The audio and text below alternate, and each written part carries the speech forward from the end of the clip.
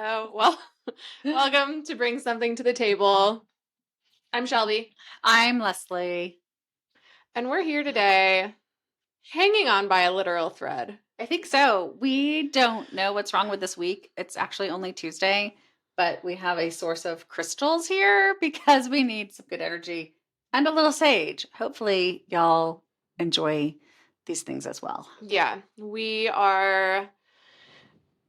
I don't know. It's like you said, it's a Tuesday, but it just feels like this entire week has just like beat me down, 100%. unfortunately. Yes. And I don't know what's going on. Actually, I was talking to my trainer this morning because I'm on like week number 5 of starting to work out again. That flew by. Yes, I'm very excited about that. But I was telling her, I just feel like everything is so heavy in the world right now. And it just feels like, I don't know, super shitty. And I feel like a lot of my friends are feeling that also. Yeah, and I thought it would stop after the eclipse. Whenever that was last week, 2 weeks ago. I don't know. Yeah, it's just been it's been like a heavy month. Like, I know I've dealt with some stuff, you've dealt with some things, and I have had some friends that have also had some tough situations that they've been in. I'm just ready for it to stop. Yes, I would love for that So, to happen. So that's not what we're talking about though. Today I think we'll talk about college. career paths, the journey from when we were younger, what we thought we wanted to do, and like the path that we took and where we're at now and how it's different or not. Yes. Yeah, I don't know. For me, it's very different. I did know that I always kind of possess some entrepreneurial spirit and skills because when I was about 6, my next door neighbor and I wanted to have a lemonade stand. Hmm. And I was adamant and told him we need to find some pretzels because if we have thirsty people, they will buy more lemonade. Mhm. So that's why I think I left my corporate path and went entrepreneurial. The pretzels. That makes me think of like a wine. Have you been to, oh yeah, a wine, not tour, festival where people have like the pretzel necklaces? Right. Or the beer festival. Yes. Yeah.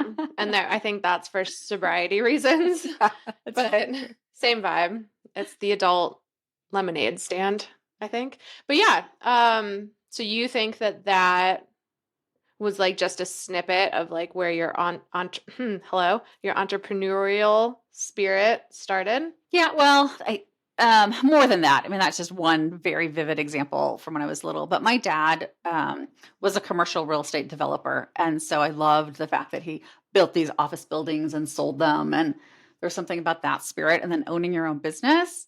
But that's not the path I started in. I went to college. It took me 10 years because I paid my own way through school. So I Mm. worked full time corporate and medical sales, and then paid my way through college.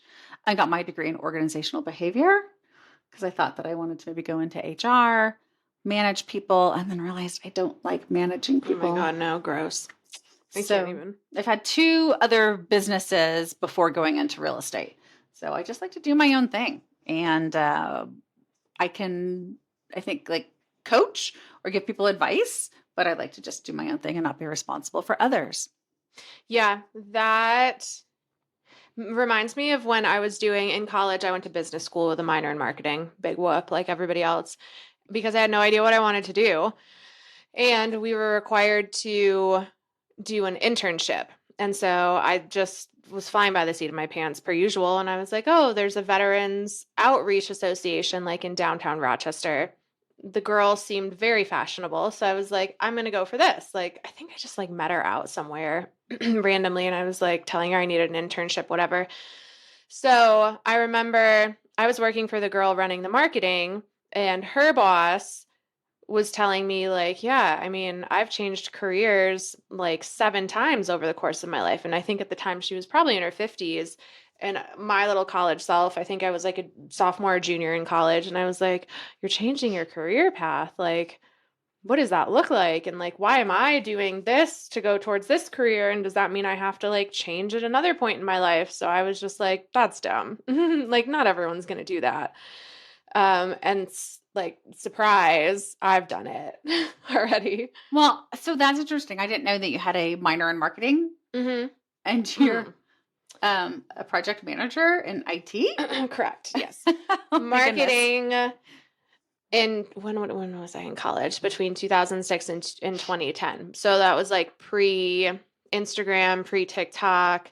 Facebook was a thing, but no one was like running a business from Facebook like they try to now. Mm-hmm. So my marketing was like creating actual marketing plans and like documentation of things and newspapers and TV commercials and all of this stuff. And now it's absolutely different. Yeah. It's not I do feel like my degree is irrelevant now.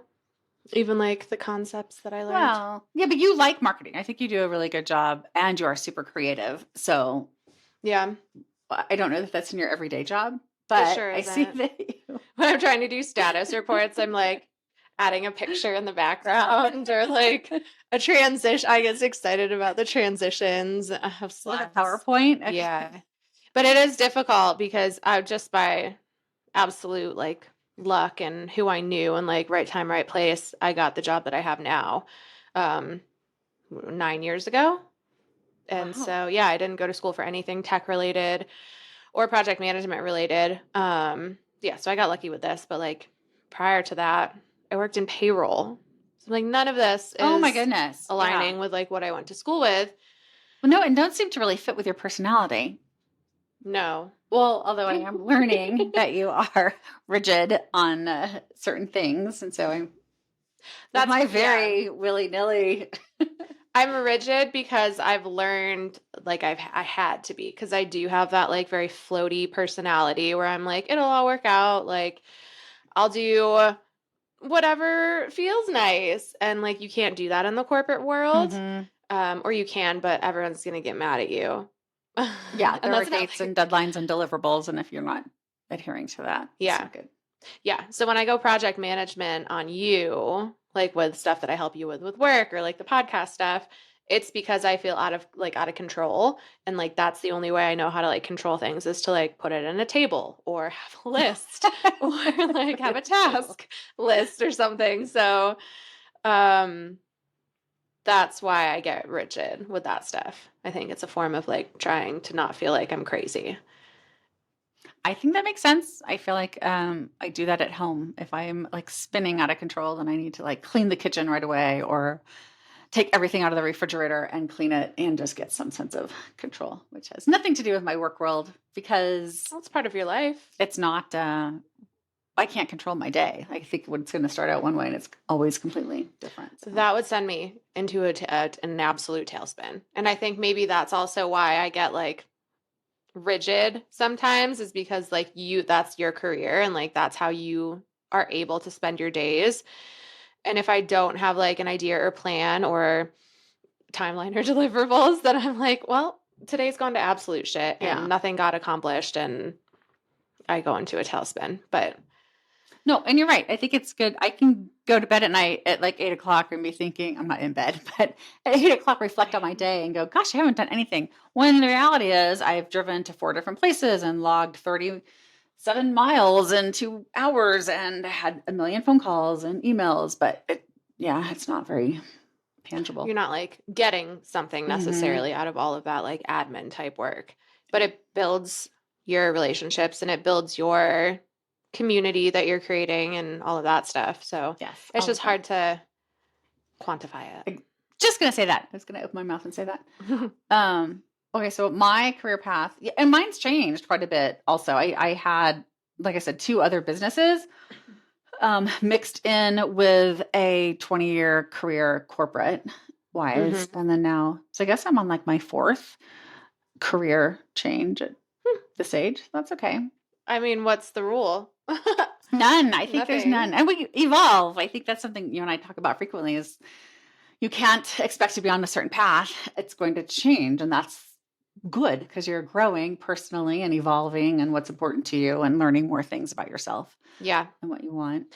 I think back to like my dad, like his career. I think he wanted to be a teacher or a coach. And then he chose to be an accountant because like that was the rational thing to do. Like that was guaranteed paycheck. You made more money, whatever. but then he was in that career and the accounting career and like finance management, like since I've been alive. I'm like, that's so boring. Like, do something different. Like, he can't, I know he doesn't love it, but he's just like, that's the expectation. I have 3 kids. Like, Right. I don't have the luxury of selling lemonade and pretzels because like I don't like my job. Hmm. Which I cannot imagine. But that was for so many generations. You got into a job. Mitchell's dad, his father was at IBM and was there for like 55 years. Blech. And I can't imagine. But those nice companies also had a pension that was available and stock options and all these things. But yes, people just stayed at one company for, I can't imagine. Like that's your day is 5 days a week. You get your 2 weeks of vacation Kill me. and that's it. Send me off on a Vikings funeral. Like, I'm not interested. I think it is a different generation, obviously, different lifestyles. We no longer have was it golden parachute or whatever that, or someone said golden handcuffs to me the other day. And I was like, what? But I think that's it. I think it's golden parachute if you're going to retire, and maybe it's golden handcuffs if you're staying and you feel like you're trapped in your work environment. That's right. I was saying I don't love my job, but I make good money. So I'm doing that. And she was like, oh, it's like you have golden handcuffs. And I was like, well, I don't feel golden You know, most they of the don't. time, but No. sure. But yeah, like we don't have pensions anymore, at least to my knowledge. So what are you doing? Why did that happen? Because like it hurts. And I was thinking it was better. Oh. No, We're we still don't. figuring out the podcast stuff, guys. Like our microphones, I'm probably screaming into mine because I didn't talk loud enough last time. So just bear with us. Maybe by the third one or so. I don't know. Who knows? 13th, whatever. Probably not, but No, you're right. Yes. But I would love to see you taking all of your skill set and doing something different also. But it's so hard. I was thinking about that with my son's 22 and he's going to go into cybersecurity. And so I think that's a good solid job. But all these 20 somethings, you get derailed by everything that you see on social media also. And now that AI is coming out, I know for a fact that's going to wipe out, a whole segment of the population of certain jobs. yeah, eventually for sure. Is he passionate about cybersecurity? Like, is anybody? No, he's absolutely not. He does like it, I think, a little bit more than he thought. My hope is that he's really altruistic. And so I'm hoping that he will go into like an environmental science company or somewhere where he's passionate, Greenpeace, I don't know, and, be able to protect those websites. Okay. Well, that's cool. You got to start somewhere. Like my first job, like I said, was in payroll. And yeah, I can tell you right now that that's not what I wanted to do. But I had just moved to Charlotte. I was 23, I think, 23 or 24. And I was like, I can't nanny forever because I was nannying. And I was like, this is absolutely terrible. And so, funny enough, the payroll company that I got a job with in Charlotte was actually based out of my hometown. Oh. Yeah. And I had no connection to anyone in Charlotte that worked in that office. It was just like, again, luck. And like, I knew the company, so I knew to like apply there. And then was a payroll specialist for 4 years. I still cannot see that. Awful. But whatever. Sorry, paychecks, but it is amazing how, you can throw your resume in as much as you want, but it's really luck sometimes, or, what do they call it? All that hard work is luck or whatever. But it's really like who you know and how timing comes together. When so it was probably early 90s. I was working at Nordstrom and then I was managing an animal hospital and had a huge side gig of house sitting for all of my clients. That was amazing. But I was chatting with one of my clients and said, hey, I'm moving up to Northern California at the end of the week. And she said, well, what are you going to do? And I said, I don't know. And she said, well, we need an admin in our inside sales group. So fax over your resume. So I literally faxed my resume on a Friday afternoon at 5:00 for this admin position. And the manager called and said, show up Monday morning. Faxed. Let's circle back to the word fax. And it rolled right off my tongue, didn't it? Yes, we faxed it over. I can tell you I've sent less than 10 faxes in my life, but yeah. No, oh my gosh, no, that's all we did. Especially we were in inside. So that led to I got an inside sales position at Siemens, and then I was there for way too long. But it was just a timing thing. But that's how we Mhm. got all our orders. All of our inside sales orders for the ultrasound equipment came through via fax machine. And so every time we heard it ringing, Oh my we were all God. so excited. We'd ring a bell, an order was coming in. Wow. How different times are these days. I was in sales for paychecks very briefly after my payroll specialist role because I just wanted to see if I could hack it, even though I know I'm not a salesperson. And one of the people had like a gong in their Oh office. my And I'm gosh. like, is this Wolf of Wall Street or like, what are we doing here? Mhm. But sales is a different beast for sure. But what I've been trying to figure out still at the age of 35, like career wise, or at least this version of my career, is like how can I make money off of the things that I lose track of time doing? So Mm. like painting, like I whipped this guy out in 4 hours in an afternoon. Like you guys can't fully see You it. I'll can't put a see the whole picture. thing because it looks like a square, but it Yeah. is not. It's an It's like a arch. window. Yeah. Yes, it looks And lovely. so like I just got inspired and when like I know enough about myself that like I'm not inspired often just because I feel like working corporate jobs really like stifles your creativity and your inspiration. So I know that when I do get inspired, like I got to do it. So Hmm. that's why I just like did this, ordered a very cute neon sign for it. So we'll show that once it comes. Can't wait. But it was kind of like the same thing during college. One of my best friends and I would just like scrounge up all of this old furniture off the side of the street and fix it and then sell it at the public market in Rochester because her dad had like a restaurant equipment business. Um, so like that's what we would do for fun is just like some of the stuff was absolutely insane that we did. Like we had a ceiling fan and we glued seashells to it.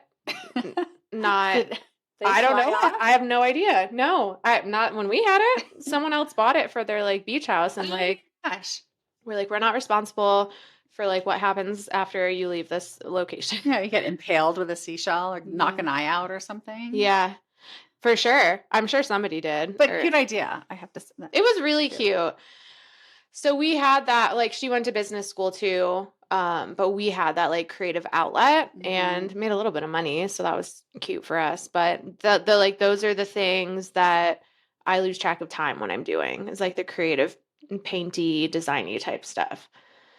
So I think we all at different points in our life like get to a place where we realize like maybe our job isn't fulfilling us in like the ways that we need. And you Mhm. have to make a decision like if you're willing to give up your golden handcuffs or your parachute of sparkles or whatever it is and take a cut and like then your soul can like reignite itself or if you want to continue to like day in day out hate your job, hate your life, but you have money. It's like a tough Well, it is. And I road. don't know. Yes, that sounds so dreary, right? To be like, day in, day out, you're going to hate it. But maybe it's just an agreement with yourself to be like, these are my goals. And there's nothing wrong with having financial goals. And let me tell you, because then you get to a certain age where your opportunities to make those financial goals are going away. And Yeah. so if you can say, I can suck this up for the next 18 to 24 months and sock away X amount into my 401k, and then I can, live my dream and do more things. I worry about that though with like my outlook on life is like well, I mean, you never know when you're going to die, not to get like Hmm. sad about it. But financially that's probably not the best mindset to have, but I'm like I know for a fact that I can't live my life like saving and Hmm. then wanting to do like the fun trips and stuff when I'm old and my body's rickety. We're already getting there. Like my Hmm. back hurts a lot. Sitting here my back hurts. So I'm like I don't want to wait until I'm 60 to go on like a safari or hike a crazy mountain or something. So for me it's finding that balance, I It is. think. And I think that is the challenging one. Or, trying to find a way to have somebody who is financially savvy to help you figure out how to save. Because Yeah. I have not done a good job at that. That's not my forte at all. But there's that book. Weren't we reading it for our little mini book club, Your Money or Your Life? Yeah. And I thought that was it's an interesting read. And you have to find out what's important to you. Yeah. I like to see my money. So that's why I bought a house. So I have shoes. I envision that like just sprinkled out on your bed, like remember- Indecent Proposal. I don't know if you saw that movie. I did always say, like, when I was in my, I don't know, 20s, I was like, I want to have a bedroom full of money. Like, for what reason? I don't know. But yeah, I think finding someone or being that person that knows how to be financially savvy. Like, I never cared to learn about that stuff. And I use the crutch sometimes of like, well, no one taught me. I'm like, well, that's not an excuse. No, Like, you I'm a can- there's person. so many resources out there now. You can figure it out. Yeah. For And so when I had a serious boyfriend a few years ago, like he would try and like help me learn about like the stock market. And he made me read this book by Tony Robbins. And I was like, I would rather not. I would rather do anything else than read this book because it's just very dry. And like, I think if we can make it exciting, then I'm down to learn about it. Talk about with they have shoes. some improv or something where people are Put a acting it song out. lyric to it. I don't know. Like, yeah, play it out. Make it more exciting. Yeah. I don't know how people like get passionate about that stuff, but I guess there's a lid for every pot. Yeah. I don't know. Oh my God. I would, glaze right over it. That is not anything. Not it. Nope. There is a new book that came out. One of the guys, I think he was on The Bachelor like a while ago, and he happens to be from Buffalo, New York, which is adjacent to my hometown. He wrote a book mainly about the money discussions that you should have if you're in a relationship and like partnering up, moving in together, starting to share assets. And he's been on a bunch of podcasts that I listen to, and it sounds like a really digestible book. Mm-hmm. And I think like I might read it, even though I'm not like moving in with anybody and I'm not in a relationship right now. But the way that he was explaining it makes it very easy to understand from like a savings and finance perspective. Which, that sounds wonderful. I've not read that book. But I think having conversations about money are super important, especially if you're in a relationship with somebody, because that could be so stressful if you guys come from very different walks of life or belief systems. Yeah. I've been trying to talk more about money, like with friends, even. Like, I'll tell people what I make because I'm just like, what? It doesn't define who I am. And like, if they are trying to gauge like what they should do career wise, like maybe that will help them. And it's not in a braggy type way. I'm not a millionaire. It's not, but it's also like not embarrassing. So I'll talk about that or like credit card debt or like what I did to be able to like buy the house and stuff like that. So I think money is such like a uncomfortable conversation. Absolutely. And in college, we never learned like how to talk about that stuff, or I never learned my credit score stuff. Did they have 'cause certainly when I graduated or went to college in 88, all the little kiosks set up? So everyone was trying to get you to sign up for a credit card right out of the gate? I think they did that my freshman year. So when we all moved in, they had little vendors and stuff like that. And I think there were credit card people there. Which is the worst way. Mitchell, they didn't have that for my son, but that was the worst way to get right into debt, just like that.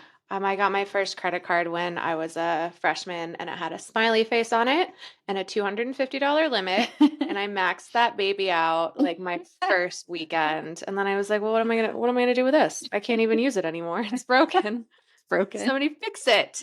And I don't think my parents knew about it, so like they couldn't help me like pay it off. But yeah, credit cards are tough. Credit cards are very tough. And somehow I had a financial situation we could talk about some other time. Like 14 years ago. It was another business that I had, and it was just a fiasco of stuff. So after that, I have just never accumulated it. I mean, I have 2 credit cards and I pay them off every single month. Sometimes it's really painful because they're really high. Or it's a low, but I can't max those out again. That was a nightmare. Yeah. But it's easy to do it. It really is, especially if you become accustomed to like a lifestyle that you like to live, and you have to make changes. Like if you're in credit card debt and you want to pay it off and you don't want to keep accumulating interest and all of that, like, because when you see that, and you, especially now that the interest rates are going up in that realm, not just mortgage rates, but the interest rates for your credit cards, when you look at how much interest you're paying, enough to make someone angry. I don't look at it. And that's another problem. Like I've started to, but I wouldn't even look at my bank account for the longest time because I just had so much like anxiety of like, well, what if there wasn't enough in there to cover my necessities? And now I'm like, well, plan it out, you dummy. Like I can take control of my finances to cover everything. So we're working through it. But I never learned any financial stuff in college. No. Well, it's same thing like in high school, right? Like everybody needs basic skills on basic financial skills and balancing a checkbook or whatever that might be, and cooking. Like everybody should learn, men and women should learn how to make 3 meals a piece before you graduate, I and agree. how to change a furnace filter. Oh my God.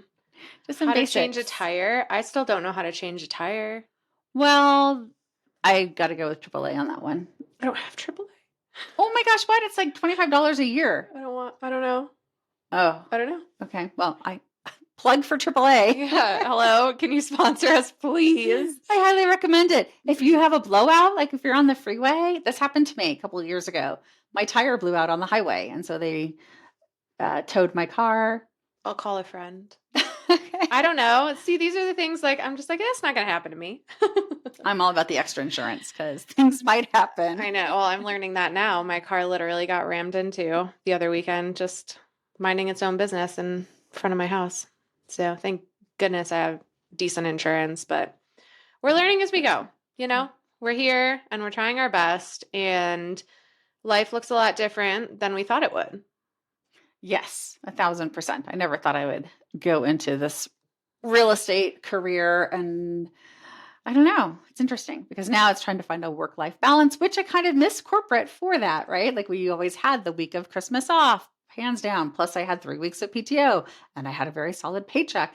I knew exactly what to account for. And now everything is just 24/7, 365. Yeah. Don't know when you're going to get paid. The corporate jobs have changed their vacation policy. Well, mine did. Oh. Vacation policies. And things are just a little bit more tightened, at least in the tech industry, which is unfortunate because I thought it was supposed to be fun and like broy and like we're all gonna take summer Fridays and foosball and like dodgeball on Fridays with drinks and stuff. That's what my office used to be like before we were acquired by a bigger company. Like we were a small mom and pop like consulting firm that started in Ohio, and we had video games and like beer, like a beer cabinet, a beer fridge, and like we had all of these happy hours, and then we got way more corporate, and it's just corporate a dud.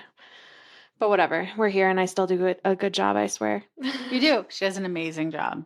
Yeah. She is very talented. Well, thank you so much. All right, so we'll wrap that with a bow, which is trust your gut. Just because you go into college or not go to college, I think we didn't even talk about this, but there should be more people going into vocational, yes, in the trades industry, because AI is not going to replace that, people. A robot can't cut your hair. No. Or put your eyelashes on, but I did see something. That's another caveat. I agree. I wish I wanted to go to cosmetology school because we had the opportunity to in high school, and it wasn't like an additional cost or anything. And my parents said no. And I was like, why? Because you like don't want like there's a lot to it probably, but if I at least had that skill to fall back on as I was trying to figure out my career path, like I think that would have been amazing. Mm-hmm. And now I don't. So we're winging it. We're not going to end on that note because that's kind of depressing. It is depressing, but that is, you don't know what your path is. So whatever your path is right now, you are where you need to be at this point in your life, and you can pivot and change and follow your heart's path. And if you have a goal that feels that's like you're very passionate about, and like your heart, it's speaking to your heart, break it into little pieces. Like you're not going to be able to accomplish like this huge thing in like it's such a small time frame. So just break it into little molecules and take it step by step, and you'll go where you're meant to go. That is very true. And incredibly, like your past experiences will build on themselves to for sure, get you to where you need to be. Surprisingly enough, being a nanny helps me in the project management world because the people that I manage are children. I was going to say where you were helping out for a little bit and they had a daycare. Nope. That didn't help. No. What? No. They are so smooth with children. Oh, I know what you're talking about. Smooth. Kids are great. Enjoy them. Yeah, I love kids, but no, that's a different sitch. So anyways, thank you so much for joining us. Yes. Very awkward when it comes to goodbyes, so. I know. I'm like Irish goodbye. But okay, Gotta go. so yes, thanks for tuning in to another episode. And let us know, what about your career? Are you where you started? Have you stayed there? Are you looking to make a new career choice and change and evolve? Let us know what's happening. Yeah, and what is it? And how do you feel about it? Mm-hmm. We'd like to hear those things. Yeah, vulnerability, baby. All right. So have a fabulous rest of your week. And just remember, You always deserve a You always deserve a seat at our table. you always have a place seat at our table. You can sit with us. Okay, bye. And that's a wrap of another episode of Bring Something to the Table. We hope you enjoyed diving into the wild world of candid conversations with us. Remember, you can catch all of our episodes on your favorite podcast platform. And if you love what you heard, don't forget to subscribe, rate, and review. Your support means the world to us. So until next time, keep embracing the messiness of life, keep seeking those shared experiences, and always remember, You deserve a seat at our table. Bye. bye.